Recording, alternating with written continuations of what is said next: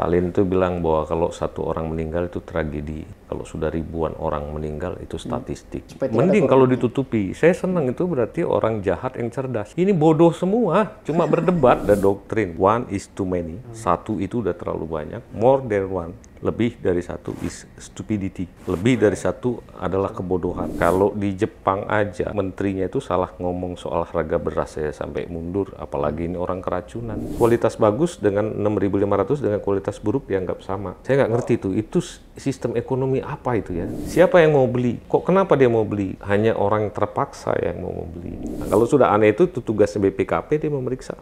Jangan-jangan ada kedekatan-kedekatan tertentu yang menyebabkan di bawah lebih berani.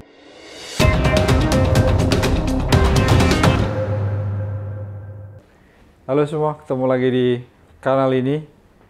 Masih bersama saya dan Pak Sam, dan masih setia Mas Alam Sasa lagi. Hari ini kita ngomongin apa nih, Pak Sam? MBG lagi rame. Sangat ramai, tapi heboh. bukan kayak gitu. Tapi ini agak suasananya lain sekarang ya. Desain kita ini agak santai sekarang. Meskipun pembicaranya agak lebih serius dan karena korbannya banyak. Ya, menyebut korban gitu ya. Bang Alam ini kan apa ya? Saya agak sedikit ini dengan Prabowo gitu ya. Ketika menyebut itu kan cuma 0,00. Jujur anak saya juga penikmat MBG. Dan ketika melihat angka menurut teman-teman JPP gitu ya, 8.000 lebih anak korban keracunan makanan gizi gratis itu, saya agak gini juga, waduh gimana nih. Setiap kalau saya pulang ke kantor itu kan ketemu dia kan, gimana tadi ya? Oh aman, kami ada memang agak ini tapi bisa di ini. Nah tapi terlepas itu kan gini Bang, ini sesuatu yang menurut saya agak ini. Kita agak sedikit serius dulu gitu ya. Nggak, tapi karena memang masalahnya serius ini. Ya, maksudnya ini nyawa anak gitu loh, dan generasi, bahkan ada yang plesetnya itu kan MBG makanan berisi genosida gitu. Itu terlalu, tapi itu fakta gitu. Ada yang melesetin makanan beracun gratis. Itu ada hashtagnya di sosial media. Jadi menurut saya ini penting untuk kita diskusikan. Pertama saya mencek Purbaya Menteri Keuangan sempat menyebut bahwa dari sekian ratus triliun itu kan realisasi baru sekian. Baru sehari pidatonya bahwa akan mengalihkan ke bansos, ada kejadian luar biasa. Bandung Barat dinyatakan KLB gitu ya. Sama bupatinya ya. Bupatinya gitu. Dan terus bertambah tuh. Belum ada aksi yang kita lihat betul-betul keseriusan mengatasi, terus bertambah. Kemarin saya dapat informasi bahkan Bogor tempat saya juga. Itu sudah ada juga korbannya. Jadi ini yang terakhir kan sampai cucunya Pak Mahfud.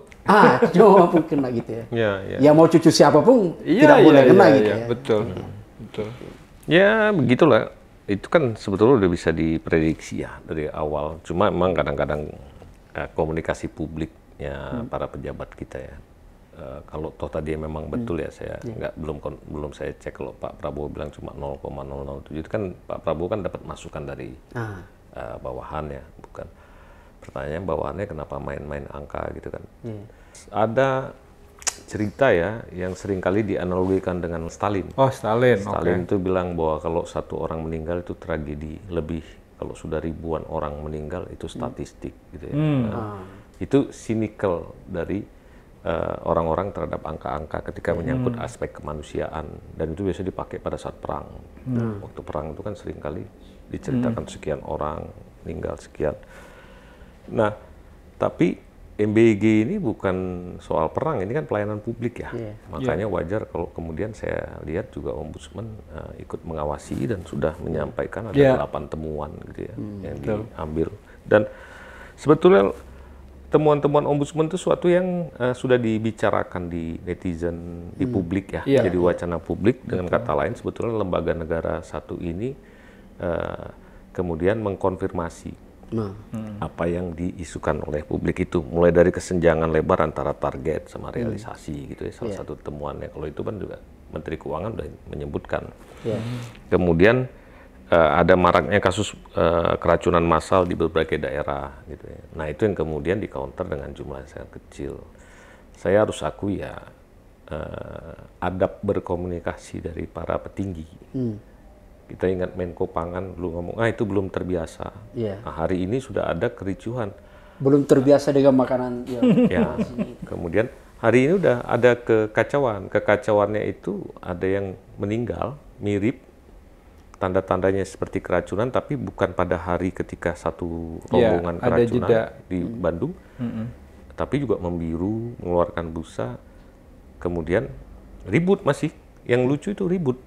Ini bener nggak kena keracunan atau bukan? Kalau menurut saya bodoh betul kita ribut-ribut yang begitu. Kenapa saya bilang bodoh? Kalau sudah ada indikasi gitu kan rumah sakit segera lakukan, visum segera lakukan. Jangan-jangan memang ada keracunan. Bukan jangan mau cari-cari kesalahan. Kebenarannya kan. Mending kalau ditutupi. Saya senang itu berarti orang jahat yang cerdas. Ini bodoh semua, cuma berdebat. Lebih bagus orang jahat cerdas daripada. Iya, kenapa kalau pelayanan publik yang berisiko tinggi itu ada doktrin, Pak Sam. Kalau ini saya maaf kalau ngomong agak keras ya, karena ini udah urusan kemanusiaan, nggak terlalu guna juga berbahasa basi supaya semua dengar. Bukan karena saya juga sangat hebat, bukan. Semata-mata karena perasaan kepedulian saya aja. Di dalam pelayanan publik yang risiko tinggi itu berlaku doktrin. Doktrin tentang risiko itu. One is too many. Satu itu udah terlalu banyak. More than one. Lebih dari satu is stupidity. Lebih dari satu adalah kebodohan. Nah, memang dalam risiko yang tinggi, standar pelayanan jadi berbeda, lebih hati-hati. Naik angkot dengan naik pesawat kan beda. Kita masuk harus dicek dulu, pas. Nah, itu manajemen risiko yang rumit dalam MBG itu tidak bisa diselesaikan dengan gimmick-gimmick jargon, nggak bisa. Ini masalah sesuatu yang dibikin secara massal dan kemudian standar kesehatannya harus dicek betul. Mungkin bagi sebagian orang seperti yang dikatakan oleh kepala badan karena belum berpengalaman. Kan menurut saya aneh. Kalau begitu ya kepala badannya juga nggak berpengalaman memanage sebuah program yang besar. Kalau di Jepang aja orang itu menterinya itu salah ngomong soal harga beras ya sampai mundur, apalagi ini orang keracunan. Jangan diperkecil dengan angka-angka. Nah, itu yang menurut saya penting ya. Apakah hal ini secara statistik kecil? Ya. Tapi secara kemanusiaan nggak main-main. Maka kalau sudah begitu ya cara berkomunikasi harus dijaga dengan baik. Ya minta maaf. Waktu yang lain masih dibalas dengan angka-angka. Begitu cucunya Mahfud MD minta maaf. Iya, Prof. Mahfud MD cucunya itu baru minta maaf. Menurut saya ini kan mental diskriminatif dari pembuat atau pelaksana kebijakan atau penyelenggara pelayanan. Jadi sorry kalau saya jadi agak keras soal ini ya. Udahlah, jadi penyelenggara pelayanan itu walaupun tingkatnya menteri, pejabat di penyelenggara negara, mentalnya mental pelayan. Dan itu bukan soal jadi melecehkan atau merendahkan, enggak. Melayani itu sebuah profesi tertentu, attitude tertentu. Nah, kan kita sudah lihat ya kemarin sampai orang ngamuk, bakar-bakar anggota DPR dihajar sama masyarakat. Kok masih nggak sungguh-sungguh? Kok nggak sungguh-sungguh gitu ya, memikirkan ucapan gitu. Nah, jadi sudahlah, ini kan bukti bahwa semua orang harus memperbaiki diri. Jadi kalau menurut saya sudah ada lembaga negara yang mengkonfirmasi temuan-temuan yang juga selama ini sudah jadi wacana publik, ya perhatikan itu dan rekomendasinya dilakukan dengan baik. Jadi kedua, cara bertutur bagi para penyelenggara negara itu ya kalau orang sudah cemas, ibu-ibu udah takut, kok ini jadi kayak keracunan semua itu, ya gunakanlah bahasa yang bagus. Saya jujur diri saya itu cemas gitu loh. Ya, kedua yang brengsek ya, ini brengsek, saya nggak tahu, saya nggak mau buka-buka soal tracking digital. Brengsek betul itu yang menggerakkan di internet itu, di medsos-medsos yang mengatakan ini kerja-kerja komunis diinisiasi. Sabotase. Bodoh, betul. Bodoh. Jadi menghidup-hidupkan hantu itu menunjukkan bodoh. Jadi menurut saya itu biadab cara kayak gitu. Jadi udahlah, concern pada kasusnya, jangan mengadu-adu masyarakat dalam situasi begini. Terserah bagi saya siapa yang mendesain upaya masif seperti itu, membelokkan isu ini, menurut saya jahat itu orang. Jadi kita kembali ke isu yang MBG ini, ya sudah lakukan perbaikan, dengarkan apa yang disampaikan oleh Ombudsman dan kemudian update atau perbaikan itu disampaikan ke publik gitu ya, supaya orang juga punya perasaan aman. Ingat sekali lagi doktrinnya ya, dalam kondisi kayak gini, one is too many, more than one is stupidity. Jadi jadi jangan main-main angka seperti ini. Kalau cuma main-main angka, ya tadi jadi stupid gitu ya. Nah, mungkin harus mereka lihat pada posisi mana dia harus menggunakan pendekatan statistik gitu ya. Mungkin harus itu. Meskipun dalam banyak hal juga ada banyak pendapat bahwa statistik itu tidak netral, bahkan bisa digunakan secara ficik kasarnya gitu ya.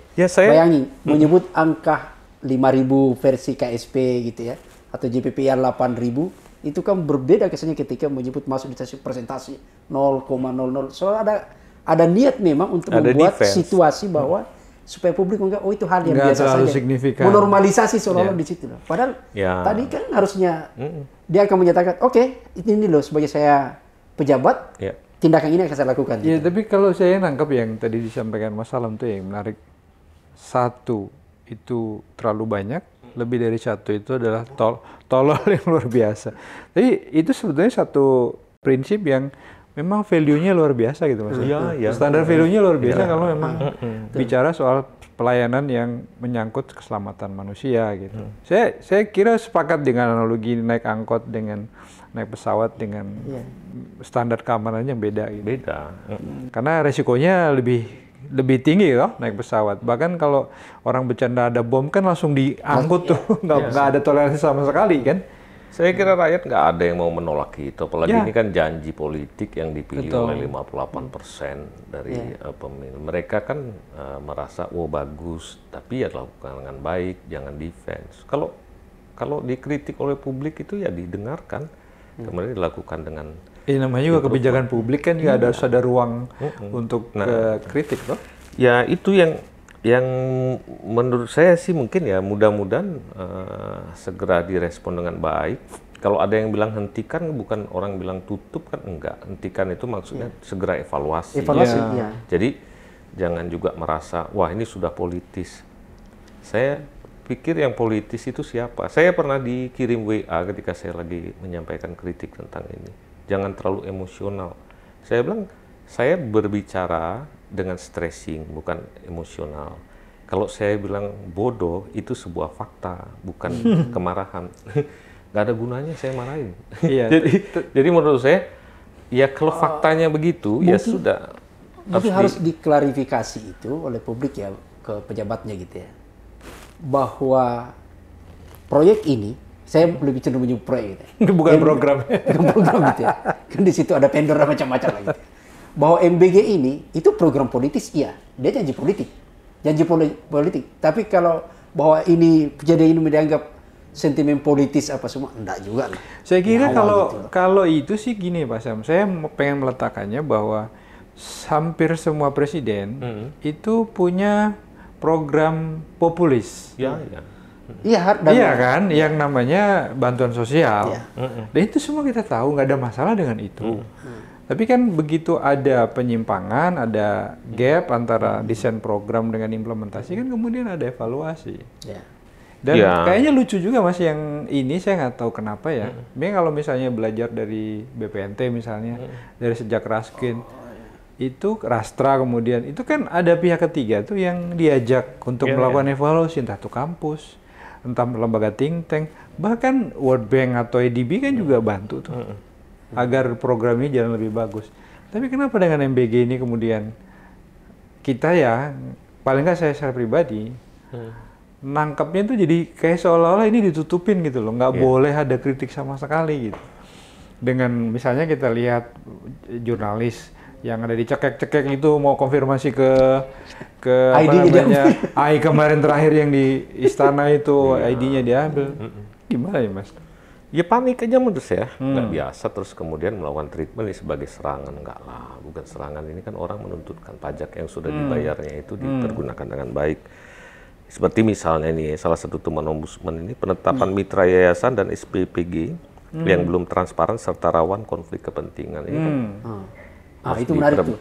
Harus diperbagi serius. Nah, memang kalau bagi publik atau lagi jurnalis senang, wah ini ada konspirasi gitu. Tapi bagi saya apapun itu lah, kemungkinan itu terjadi, tapi diperbaiki lah caranya. Jangan transparansi kemudian, Kapan DPR secara serius membahas soal MBG situs sekarang? Kayaknya belum. Karena gini, kalau misalnya saya coba... Karena dia pelaku di situ kan? Iya. Saya coba motret TNI sudah menyebut bro, TNI begini. Coba cek deh di lapangan. Tidak ada dapur TNI yang masuk dalam kejadian ini. Sudah dicek katanya gitu kan, di lapangan. Tidak ada dapur TNI yang mengalami keracunan. Terus pertanyaannya, dapur siapa gitu? Ya mungkin semua benar.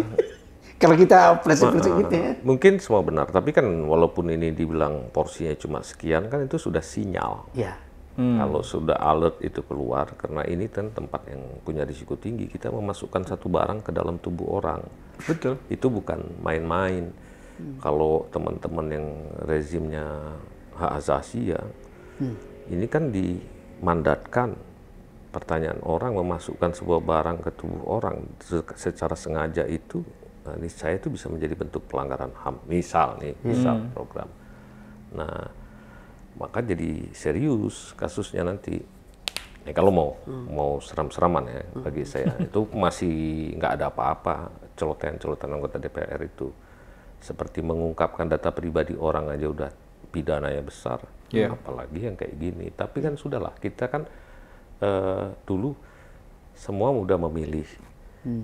Pemerintah sudah berkomitmen menjalankan programnya sesuai dengan janji politiknya, pasti banyak masalah. Nah, cuma jangan direspon dengan resisten. Justru kan cek di mana case-nya. Pertama kan yang harus dilakukan, sistem monitoringnya disampaikan ke publik macam apa.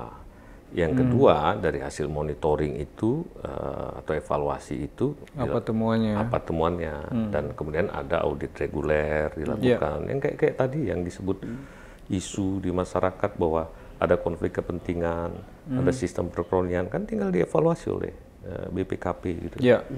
Kedua juga kasihlah apresiasi untuk yang bagus juga, gitu. Tapi kemudian ungkapkan juga ada yang keliru. Itu kan cara yang bijak dalam merespon sebuah program, sehingga orang juga jadi belajar ya bagaimana cara aman. Terus cari sekolah yang memang menyelenggarakannya dengan baik, sehingga nanti dari evaluasi itu boleh jadi ada varian-varian. Jangan-jangan ada kantin sekolah yang juga bisa dilibatkan. Nah, itu sebetulnya mau saya sampaikan sebetulnya. Kan kemarin tuh kalau saya nggak salah tuh sempat lihat satu tayangan. Itu kalau salah sekolah Muhammadiyah punya kantin sehat, dan itu memang dikelola sendiri sama.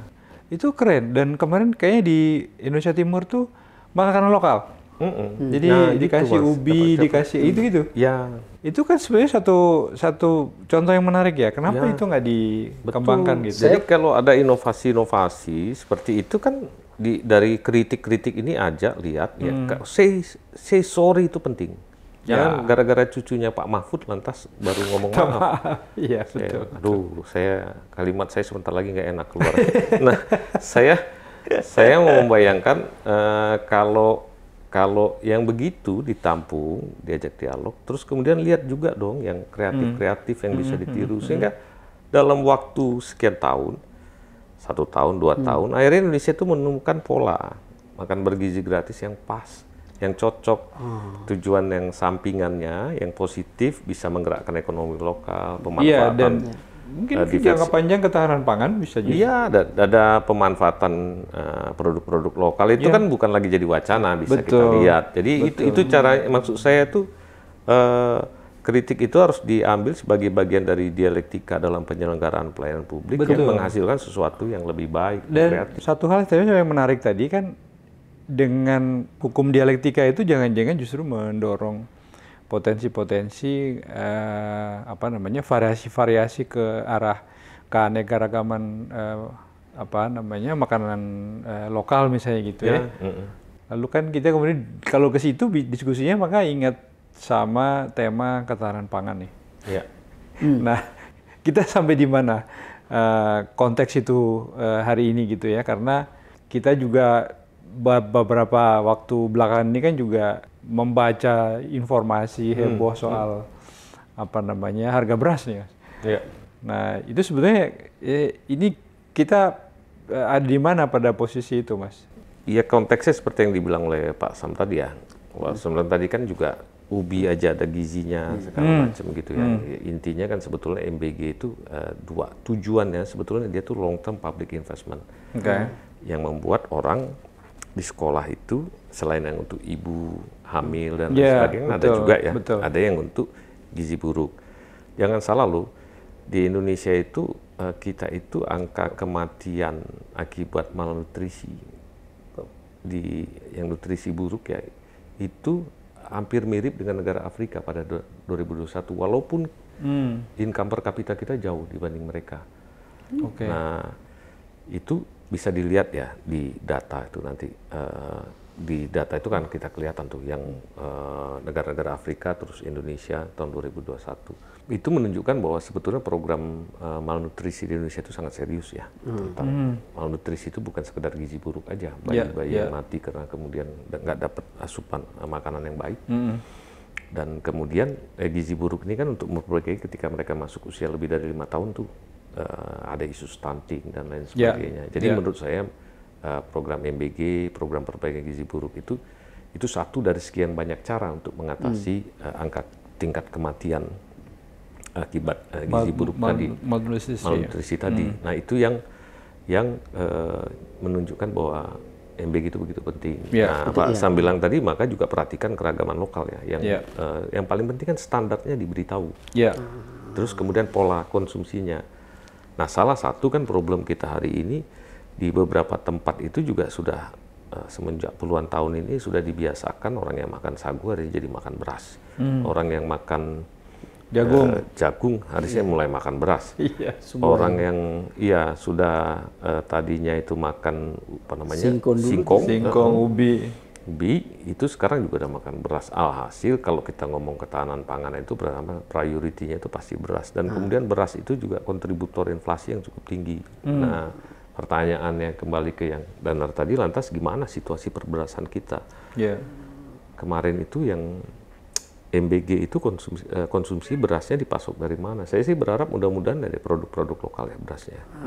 Saya belum dengar juga bahwa Bulog sengaja memasok khusus untuk stok MBG. Saya belum tahu gitu kan. Padahal stok di Bulog juga numpuk.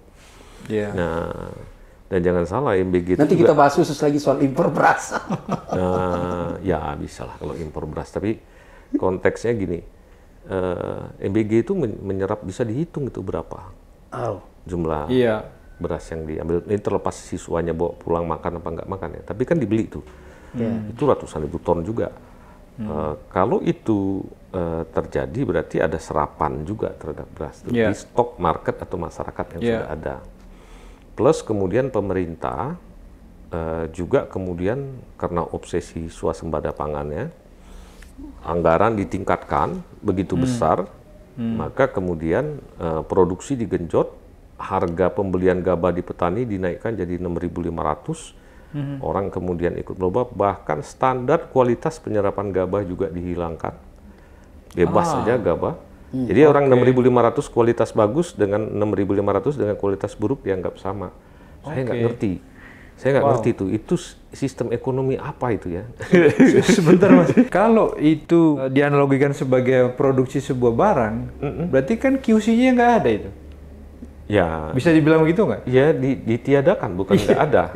Kalau nggak ada itu kan belum pernah ada. Ya, sekarang sudah ada, ditiadakan. Artinya barang yang lolos QC sama barang yang reject kan jadi satu tuh? Iya. Dan harganya sama. Siapa yang mau beli? Kok kenapa dia mau beli? Hanya orang terpaksa yang mau beli. Maka itu disebut dengan administratif, jadi dipaksa. Bulog itu menyerap 6.500 apapun kualitasnya. Agar tidak kemudian yang bagus-bagus lari ke swasta, maka juga Menteri Pertanian menyampaikan ke Presiden, sempat tuh agak tegang. Ini saya nggak main-main, kata Presiden, menyangkut hidup dan mati, ketahanan pangan, swasta jangan macam-macam. Menurut saya sih kalau nyampein ke Presiden yang benar lah ya. Jangan sampai kemudian ada kekacauan di kemudian hari. Dan kan akhirnya terbukti. beberapa waktu. Kenapa sekarang langka? Salah satunya memang produsen penuh ketakutan. Takut salah. Takut kemudian ditindak secara hukum. Nah, saya mau menunjukkan kinerja pemerintah yang menyerap Bulog itu kan setelah kemudian pemerintah memberikan anggaran besar diproduksi, diserap gabah dan dinyatakan kita sudah masuk swasembada pangan. Stok kita terbesar dalam sejarah. Sampai pidato di PBB kan dia sudah siap untuk ekspor gitu.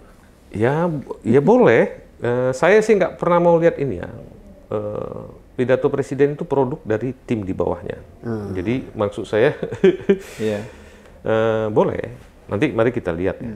Sorry Mas, tak potong. Berarti kebijakan meniadakan standar kualitas itu kebijakan siapa? Kementerian Pertanian? Kementerian Pertanian tapi tidak tertulis. Jadi itu disuarakan lewat Menko Pangan gitu ya.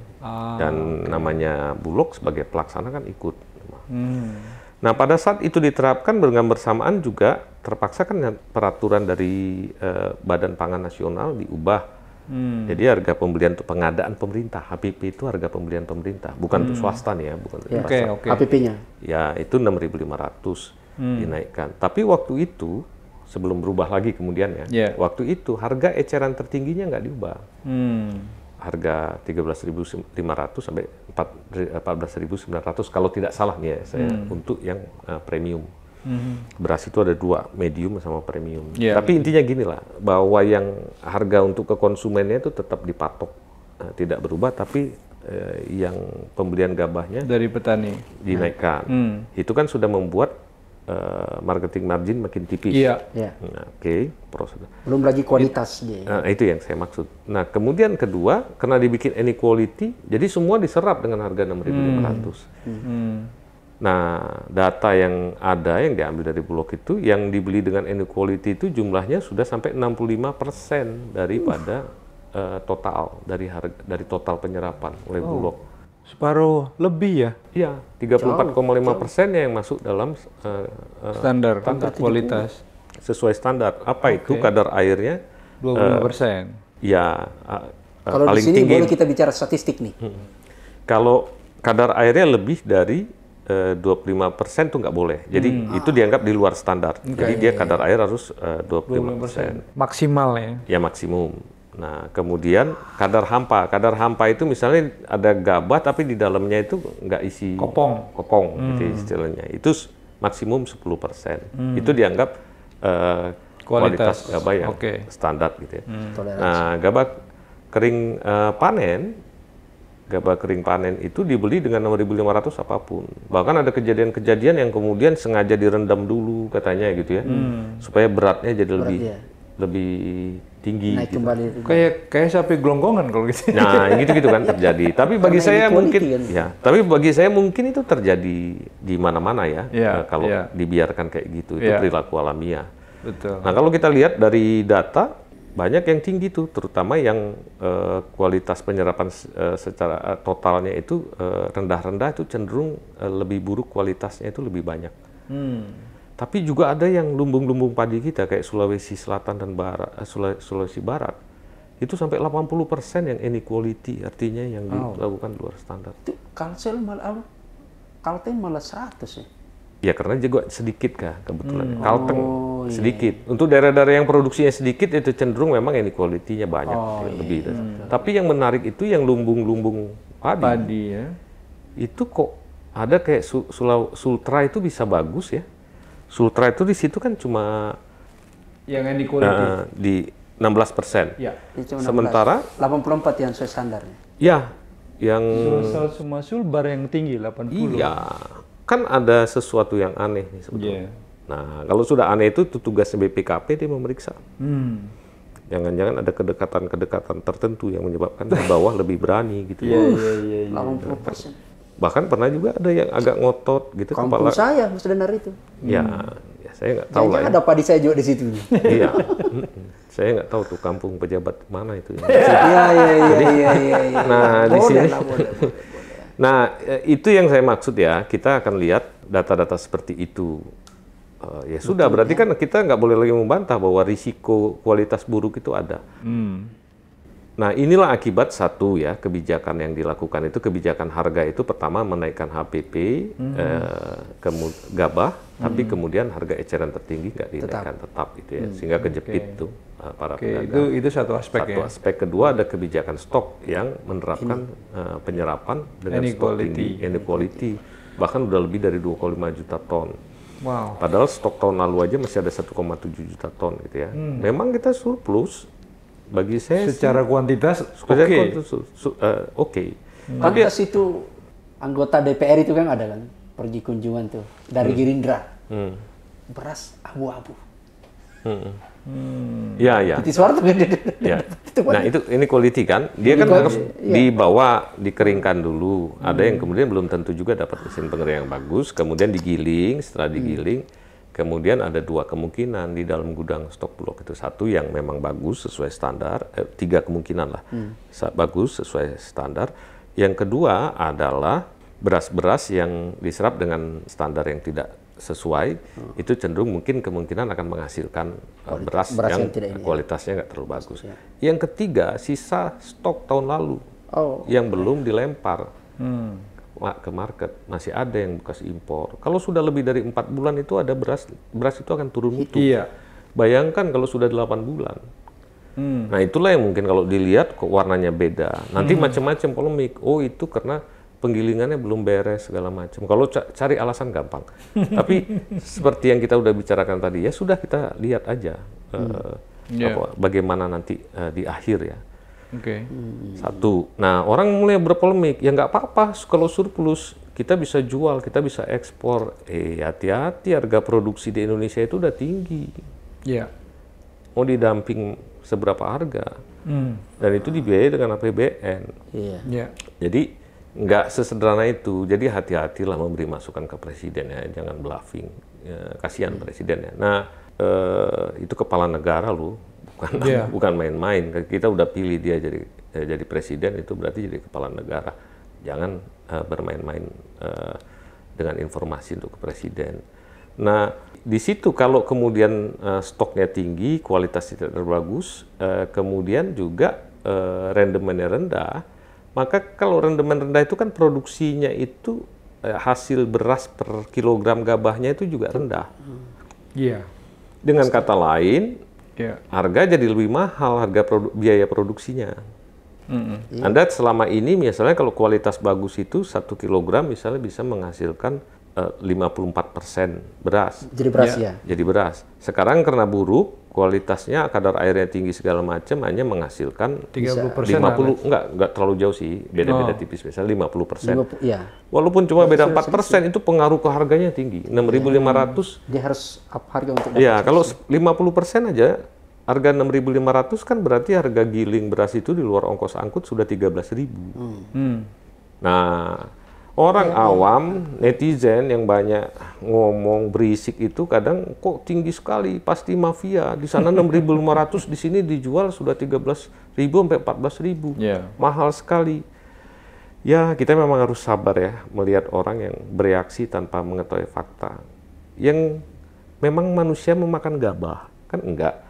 Jadi ketika kita memproduksi 1 ton, proses dari gabah ke beras itu? Ya, 1 ton ketika kemudian jadi beras kan hilang berat 1 ton itu. Susut tinggal beras. Mau nggak mau harganya pun harus dikali 2 supaya nggak rugi kan. Nah, kalau 6.500 saja udah 13.000. Itu belum ongkos angkut. Kalau ongkos angkutnya 650, katakan ton 600, dibagi setengah lagi kan berarti udah 1.200. Udah 14.200. 14.200 itu baru di penggilingan. Nah, marketing margin kalau menurut BPS itu bisa sampai 15 sampai 18%. Kalau 15% aja kan udah tembus 15.000. Dalam harga yang produksi sudah tinggi untuk kualitas tertentu ya. Kemudian harga eceran tertinggi nggak boleh lebih tinggi. Kalau dia jual lebih tinggi nanti bisa kena razia oleh polisi. Perilaku alamiahnya apa yang dilakukan? Nyampur. Ya dicampur dengan kualitas yang lebih buruk. Nah, apakah oplos ini berbahaya? Enggak, gizinya sama aja. Tapi secara ekonomi kan konsumen mengalami kerugian. Saya ingat kata-kata Bang Arab kan, semua beras itu gizinya sama. Iya, jadi kemudian kalau kemudian konsumen merasa tertipu itu bisa jadi kalau memang di labelnya disebut bahwa kadar ini dianggap beras premium, tapi isinya ada campuran gitu. Itu kesalahan-kesalahan lebih pada pelabelan aja, tidak berbahaya. Nah, kalau toh kena undang-undang konsumen aja, yang dia harusnya lebih jujur. Nah, back dulu, gimana Pak Sam? Soal ini di soal HPP itu ya. Ini kan menurut saya agak menarik untuk kita coba cermati itu ya.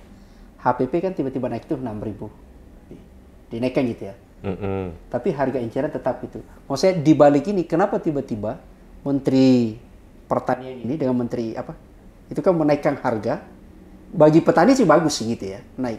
Tapi kan di eceran tidak tuh. Nah kan akhirnya katanya menjadi problem dibagi untuk pada saat dia dilepas ke publik, ke masyarakat itu harga beras kan jadi tipis gitu kan. Ya memang begitu. Kalau namanya dampaknya kan jadi oplosan tuh pilihannya. Ya, namanya, yang ide ini motivasi sampai menaikkan ini, Pak Alam dapat deteksi ini. Oh, sayangnya saya itu ini Pak Sam, saya bukan dukun yang bisa menerawang apa isi hati. Kalau bisa saya langsung saya scanning gitu. Sebetulnya mereka punya motif apa? Menarik pasti pertanyaan kayak Pak Sam itu banyak sekali tuh. Di publik pasti bertanya kenapa sih gitu ya. Sayangnya saya nggak memiliki kemampuan supranatural apa dia lupa yang bisa membaca. Apa lupa itu? Oh iya dia ada yang tidak naik gitu loh. Harga eceran dia tetap dia lupa mungkin perbaiki. Ya pasti ada pembicaraan, nggak mungkin lah orang-orang seperti kepala badan pangan segala macam itu udah ngurus sekian lama udah tahu ya. Nah saya nggak bisa menerawang, tapi yang bisa kita lihat sebagai manusia itu kan agak rasional ya kalau melihat. Kemudian kita lihat tuh wacananya, ketika harga naik kan disalahkan seolah-olah ada mafia. Nah, berarti dulu menganggap bahwa margin itu memang terlalu tinggi, seolah-olah bisa dikompres, gitu ya. Asumsinya begitu. Iya, ya? Mungkin. Jadi lagi-lagi dugaan nih, saya bukan dukun soalnya Mas. Saya nggak bisa menebak. Mungkin begitu ya. Ya, dia asumsi itu harus kita ujikan. Iya. Nah, mari kita lihat kemudian apa yang terjadi. Betul kan ketika kemudian harga naik dalam situasi kayak tadi kan pencampuran, atau kalau dia tetap mau tinggi kan harga lebih dia nggak mau mencampur bahaya, dia tetap sesuai dengan kualitas ya dia harus jual lebih tinggi. Mau lebih tinggi repot. Akhirnya kan kemudian sudahlah, daripada kita dituduh jadi mafia, biarin aja lah kita tunda dulu menjual. Makanya stok-stok jadi kosong. Makin kosong makin mahal. Itu hukum pasar. Ya. Ini artinya logikanya kemudian distribusinya nggak jalan kan Mas? Ya, pertanyaan orang kemudian, lo katanya stok di Bulog banyak, kenapa nggak diguyur ke pasar gitu kan? Itu kan pertanyaan. Lagi-lagi nanti ada wacana macam apa, kalau misalnya bulan April baru selesai panen langsung diguyur, nanti petani rugi lagi. Ya nggak salah, Menteri Pertanian membela petani. Terus yang membela pedagang siapa? Menteri Perdagangannya diam aja. Saya juga nggak tahu. Di atasnya ada Menko Pangan. Pak Zulhas juga nggak jelas gitu ya. Ya itu yang maksud saya ya. Iya. Kalau Menteri Pertanian yang masuk ke perdagangan, kalau Zulhas sekarang lagi sibuk sosialisasi MBG. Ya salah satu. Katanya ya salah satu. Jadi menurut saya yang begitu itu kan akhirnya terjadi tuh problem koordinasi sama evidence-nya. Nah kalau ada pengawasnya ya yang bagus itu kan bisa dicek semua. Makanya harusnya dicek. Itu satu hal ya. Ini kan indikasi-indikasi. Nah, indikasi-indikasi ini mari kita lihat dengan angka. Saya ini kan background saya itu kan dulu jurnalis investigatif kan gitu ya. Jadi begitu ada angka, ada kebijakan ini kan selalu berpikir itu. Ini hitungannya kok bisa ini naik, di sini tetap gitu loh. Jadi selalu dibalik itu kan kita akan lihat cermati gitu kan. Karena pasti kan muncul tadi betul mungkin kalau kita berpikiran positif, mungkin pada saat rapat, oh dulu biaya operasionalnya masih bisa ditekan apa semua gitu kan. Tapi kan faktanya, ada akhirnya memilih ya sudahlah, oplosan gitu loh. Bagi publik, bahasanya ini problem juga. Bagi publik, oplosan itu bermasalah gitu. Iya, itu kebiasaan. Tahun 2017 sudah pernah terjadi. Satu pabrik sampai harus ditutup, ratusan orang hilang kerja di Ibu. Nah sekarang diulang lagi. Menurut saya kurang bagus ya. Kita nggak belajar. Kalau sampai 2 kali masuk lubang yang sama ya kelasnya kita tahu kelas apa itu. Nah di sini kita harus lihat kembali ya ke sana. Nah kita sekarang lihat fenomenanya. Kan ada bilang enggak harga di penggilingan turun.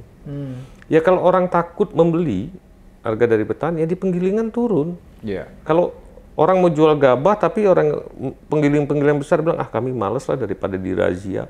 Apalagi ada yang masih di polis line. Produksinya berhenti kan kalau udah di polis line. Nggak bisa masuk. Ya mau nggak mau, ya harga jadi turun di penggilingan. Harga di penggilingan turun, tapi produksi nggak terjadi, barang tetap langka di hilir.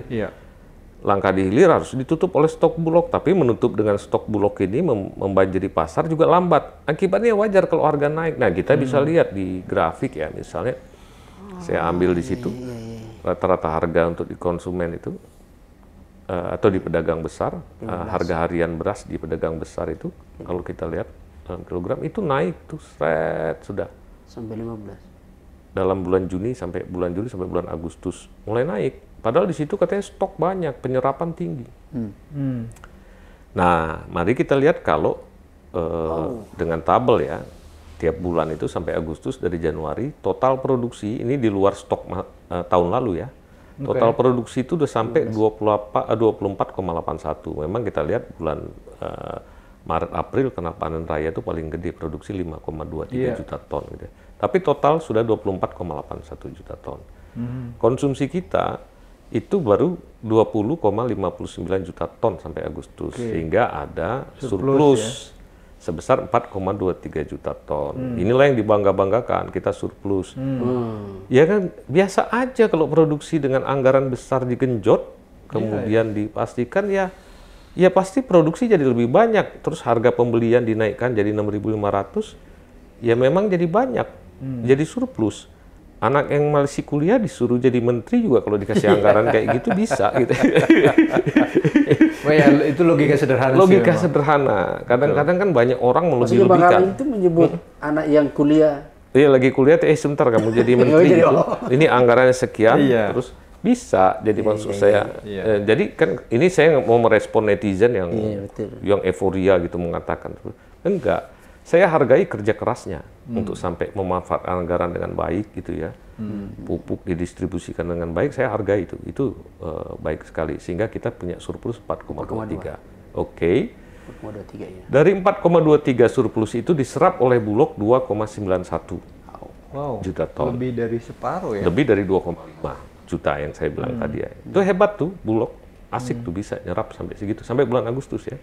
Loh kalau stok setinggi itu kenapa harga tinggi? Nah, mari kita lihat stok yang tersisa di market dan masyarakat di pasar. Kan stok yang diambil oleh pemerintah, tapi ada juga stok yang di pasar masyarakat. Petani kan nggak semua langsung dia jual juga tuh, kadang dia jaga dulu gitu ya. Total itu 1,31 juta ton. Loh tuh di market masih ada 1,31 juta ton. Nah, hasil kajian, biasanya stok di masyarakat dan pasar itu yang normal harus ada supaya harga itu tetap stabil. Itu biasanya 10%. Lah kalau kita bagi 1,31 juta ton dibagi dengan produksi yang 24,81 juta ton itu hanya 5,3%. Jadi dia sudah kurang di market itu stok dari biasanya.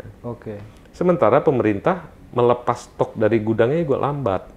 Ya, karena birokrasi, prosedur, dan segala macam. Iya, nggak gampang ngeluarin stok dari Bulog, itu sudah barang milik negara. Dan itu harusnya sudah bisa diprediksi sistem administrasi itu. Proses birokrasi yang panjang. Ya, walaupun sudah dipercepat, ya tetap kan harus hati-hati. Namanya barang milik negara beda dengan kalau di market biasa ya, di pasar. Nah, itu yang menyebabkan jadi harga naik. Dan kemudian yang bisa masuk ke retail bahkan juga jadi lambat, kosong kan stok. Nah, sudah dibantu juga. Bulog juga memasukkan ke retail gitu. Tapi kan itu butuh waktu lama. Sehingga baru September ini baru agak mulai turun sedikit, itu pun karena juga sudah mulai panen lagi ya, panen gaduh gitu ya. Dan harga itu jadi memang terlanjur tinggi, ya mirip seperti tahun 2024 di mana harga sempat tinggi gitu ya.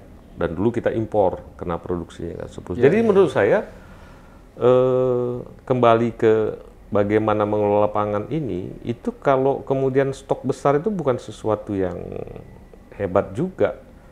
Kalau stok besar, Anda bisa cepat nggak mendistribusi seperti mekanisme pasar. Kalau enggak, ya apa gunanya stok gitu ya. Ngapain sih kita ngelus-ngelus beras di gudang gitu. Belum lagi stok yang lama. Apakah sudah disalurkan, berapa besar? Nah itu kan harus disampaikan ke publik.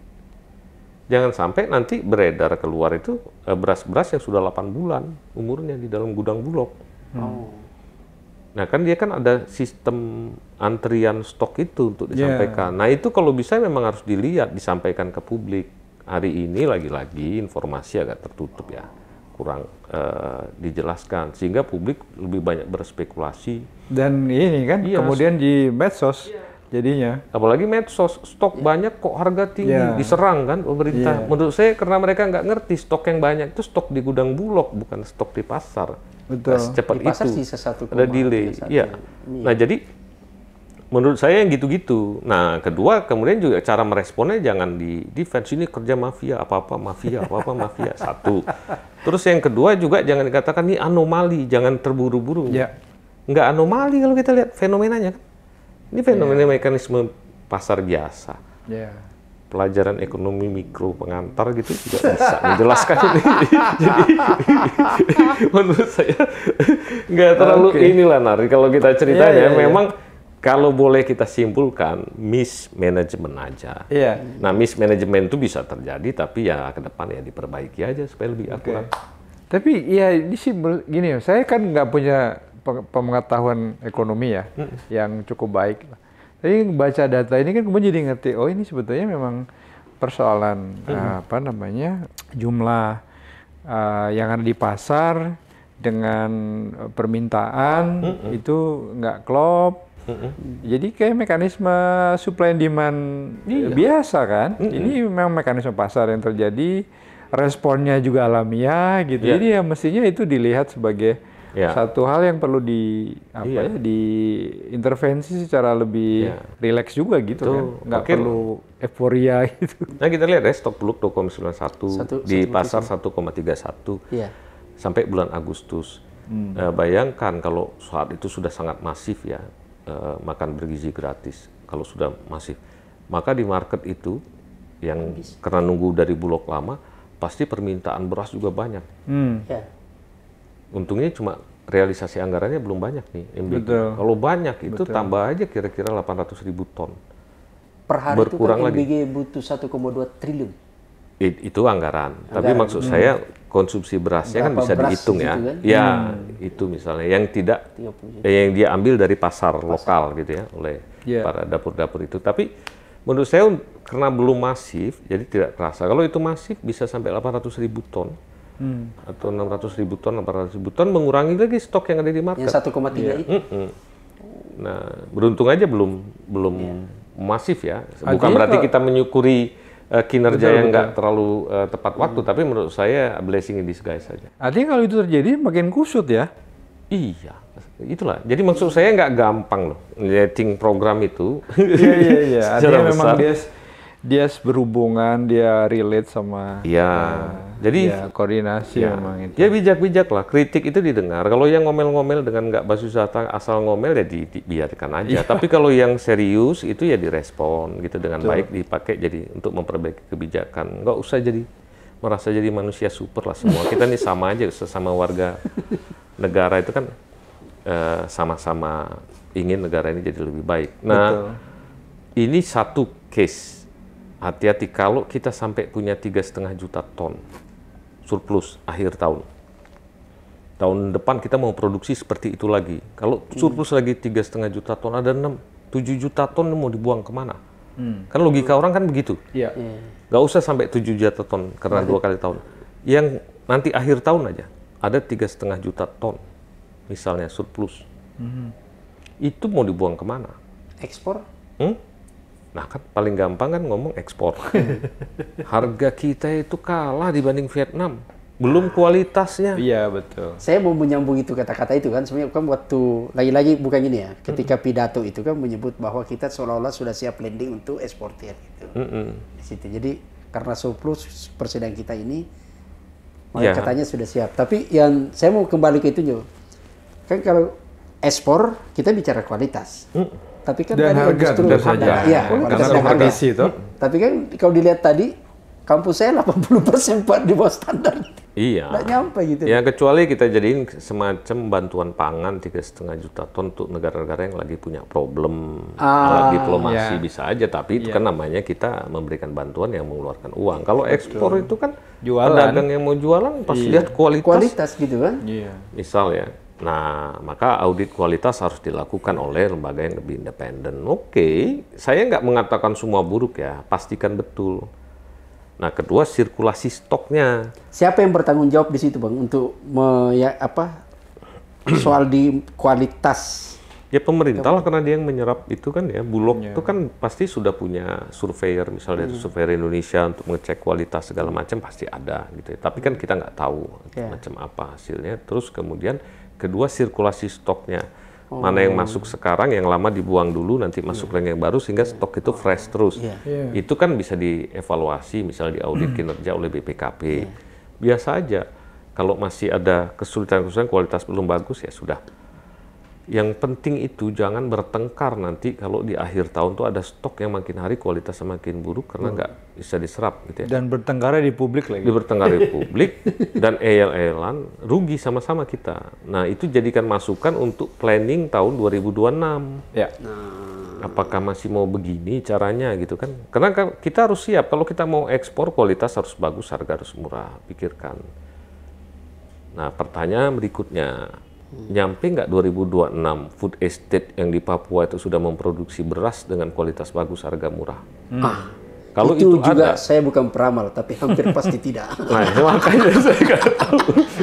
Kan dua nih, satu kita mau bela petani, kita beli harga tinggi, pasti harga mahal. Terus sewa tanah di Pulau Jawa dan lain sebagainya itu sudah tinggi dibandingkan Vietnam, apalagi udah tinggi. Sehingga memang struktur biayanya jadi lebih tinggi ya, struktur cost.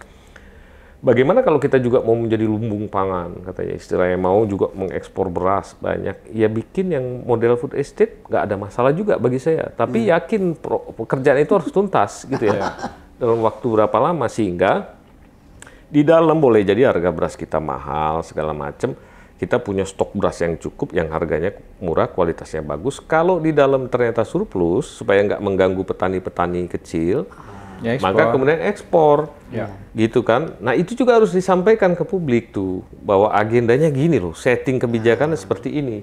Tapi kalau tiba-tiba ada bencana atau ada kejadian tertentu sehingga di dalam produksi kita berkurang, toh kita masih ada beras yang kualitas bagus dan murah tadi yang juga bisa menutupi ini. Nah pertanyaannya, di sana bagaimana? Sebuah perusahaan yang mengelola di sana siapa? Perusahaannya nih, saya nggak tahu tuh. Kalau nggak dikelola perusahaan kan agak gawat. Nah, pertanyaannya, loh, supaya kita bisa maju kayak negara lain, gimana caranya? Loh, kan kita punya duit banyak tuh dari Danantara. Syngenta, perusahaan agro itu yang terkenal, itu udah diakuisisi oleh China. Sehingga sekarang dipegang oleh China. Teknologinya segala macam tuh bisa pakai. Macam-macam teknologi, bioteknologinya itu mereka dapat karena mereka akuisisi, sehingga intellectual property right-nya mereka ambil juga, kekayaan intelektualnya, pengetahuannya. Pertanyaan saya, Danantara yang sudah menerbitkan Patriot Bond dengan cuma 2%, kenapa sih nggak diturunkan ke sana misalnya? Greenas, kenapa sih caranya kalau mau agak cepat, kenapa mungkin nggak Danantara mengakuisisi perusahaan-perusahaan yang besar seperti itu? Karena bukan dia yang ngambil gitu akuisisi. Ya akuisisi, sehingga perusahaan itu yang kita suruh mengelola food estate. Maka kemudian lab-nya dibangun, teknologi masa depannya. Kita bisa menyaingi negara-negara Amerika Latin, Amerika makin besar kan? Nah, saya cuma mau menyampaikan, nggak gampang dan butuh orang yang juga punya pikiran besar. Kalau presidennya sudah punya pikiran besar, dia harus didampingi oleh orang-orang yang punya pikiran besar. Ini bukan saya menganggap saya punya pikiran besar. Orang-orang yang berpikiran besar dan menguasai, jangan sampai dia didampingi oleh orang yang bermulut besar. Kasihan presiden. Kasihan presiden kita. Kita udah mulai cerita tadi kan, dari MBG, produksi segala macam sampai kemudian ke beras, nggak gampang. Dan satu sikap si pejabat publiknya kalau ngadepin kritik terus wise, bisa. Kedua memang dia harus didukung oleh orang-orang yang punya pengetahuan luas, punya kerangka besar, nggak terlalu kuat dengan konflik kepentingan, gitu ya. Punya visi besar, bukan mulut besar. Ya, kemudian juga karena kita beruntung hari ini kita punya presiden yang punya pikiran besar ya, di dunia global juga dari dunia internasional diketahui, maka orang-orang di seputarnya, saya berharap mudah-mudahan juga orang yang bisa mengimbangi pikiran besar itu bukan dengan menyampaikan informasi-informasi yang hasil produksi mulut besar. Oke, Mas. Saya kira memang nggak cukup ya kita ngobrol cuma sekali, karena ini sebenarnya menarik kalau diruntut gitu ya. Menjadi satu bahkan kita kan ngomongin geopolitik segala nanti ke sana arahnya kan gitu. Tapi saya kira memang jangan sampai presiden kita punya gagasan besar, kemudian nanti disampaikan dengan mulut besar gitu, karena orang-orang di sekelilingnya hanya orang-orang yang punya mulut besar kan. Akhirnya membuat publik jadi berisik saja. Dan saya kira memang saya sepakat respon pejabat publik ke publik itu memang harus berubah, harus berbasis data. Dan menanggapi kritik itu rileks saja, itu bagian dari satu dinamika atas sebuah kebijakan yang diambil toh, dan itu di semua negara juga selalu ada ruang di mana kritik disampaikan. Ya mudah-mudahan ini bisa ngasih kontribusi meskipun mungkin sedikit ya, supaya kita lebih baik lah ya dalam berbangsa. Nggak ada niat untuk menyerang personal, nggak ada ya. Jadi kita harus terbiasa, jangan apa-apa dipersonalisasi. Dan kita bisa bertanggungjawabkan semua data yang kita kutip, kita analisis dalam. Jadi sekarang saatnya harus memahami data, betul-betul membaca data, bukan mengakali data, apalagi menyederhanakan angka dengan data biasa. Itu biarkan data semua biasa gitu. Biarkan data bicara. Biarkan data bicara. Terima kasih.